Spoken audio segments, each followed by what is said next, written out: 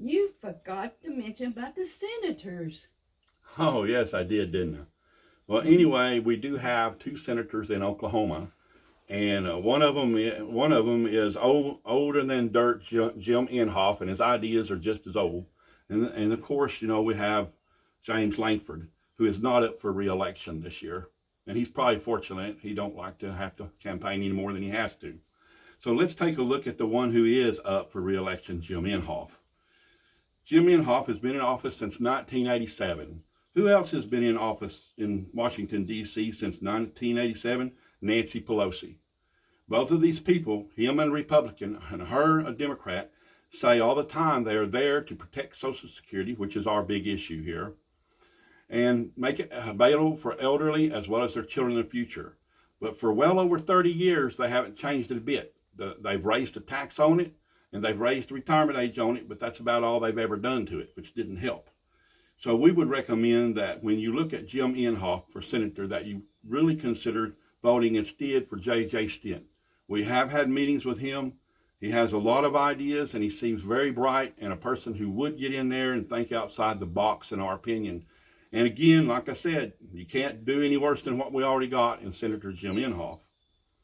Also, when you look down here, I've read some stuff. Lankford doesn't say much on Social Security either. We've tried to talk with him and had a meeting with a liaison, but it didn't go anywhere. But there was this article from July of 2019 in Oklahoma Living Magazine. It doesn't say nothing about Social Security, but he's talking about his life here. He said that his philosophy is to honor God, serve Oklahoma families and communities, and find suitable solutions for federal issues. Now, I don't think serving God means taxing people, which would be stealing, because I never signed on for Social Security. They just take it anyway.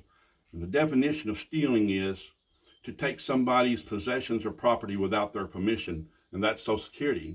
He doesn't seem to want to deal with that. So if he wants to honor God, he should be looking at stopping the Social Security tax and turning it into a real trust fund where people don't have to pay that type of high taxes on something. And he would be more apt to help the people, especially the elderly, if they was getting a better benefit payment out instead of the small amount that they do. Also on here, I was looking at Chuck Grassley, if you want to see where it comes from, the U.S. Senate Finance Committee, and he's the chairman of that, and Lankford sits on that. And he says here on his website, it says, from his senior position on the Tax Writing Senate Finance Committee, Chuck Grassley has jurisdiction over Social Security, Medicare, and Medicaid. And he has worked for well over 25 years to help the issues affecting Social Security retirement. So he's been up there, according to this, since 1975 and ain't changed nothing. Well, Lankford's on that same Senate Finance Committee, and it don't look like he's going to change anything either. Do we sit around for another 40-something years just like this and just hear the same thing? I'm going to do something about it every time election cycle rolls around. Here, to end it all, there's Senator Michael Enzi of Wyoming, who's been there 23 years, a Republican. And he said on his website, it says, when Social Security began, no one could retire until age 65, and the life expectancy was less than that. In other words, most people would never see a dime of what they had paid in. Now people are living longer, and the age they can retire has been increased. In 1983, Congress raised the payroll tax rate that funds Social Security benefits to prepare for the retirement of baby boom generation. Much to my disappointment, however, the actual cash surplus from the excess payroll taxes, amounting to $2.4 trillion or more, including interest over 25 years, was borrowed from the trust fund and used to support government spending on other programs. In return for the borrowed funds, the Social Security Trust Fund was credited with Treasury bonds. These bonds are backed by the full faith and credit of the federal government, and they earn interest. But these bonds are not real assets with any cash value.